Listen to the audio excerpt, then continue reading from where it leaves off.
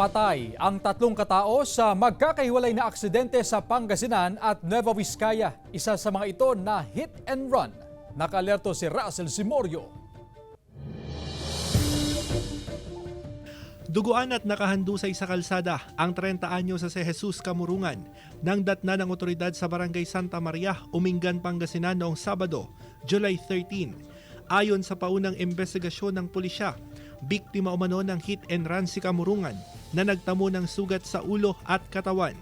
Pero hiling ng pamilya ng biktima sa pulisya ang malalimang investigasyon. May kutob silang may foul play sa nangyari. Iniimbestigahan raw ng Umingan Police kung may foul play sa insidente. Pero matibay umano ang mga ebidensyang road accident ang nangyari.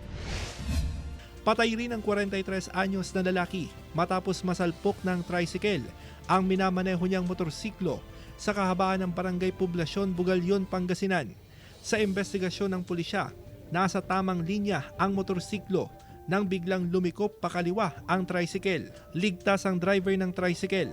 Ayon sa pulisya, wala pang pag-uusap ang magkabilang panig. Nasawi ang 25 anyos na lalaki matapos sumalpok ang minamanehong motorsiklo sa isang nakaparadang truck sa Barangay Magsaysay, Bayumbong, Nueva Vizcaya. Sa lakas ng impact, tumilapon pa ang rider. May mga early warning device ang truck nang mangyari ang disgrasya. Russell Simorio, One North Central, Luzon.